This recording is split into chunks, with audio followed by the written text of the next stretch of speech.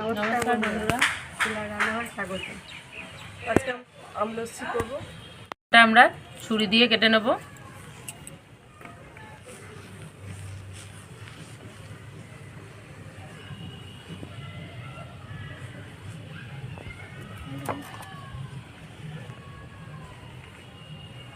এরকম করে পিস করে তুলে নেব।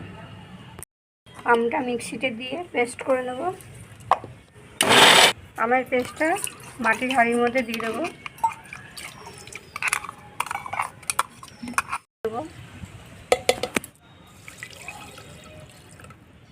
কটা বরফ দিয়ে দিচ্ছি।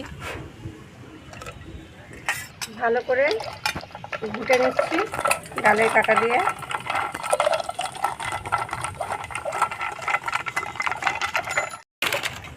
গ্লাসে ঢেলে নেব।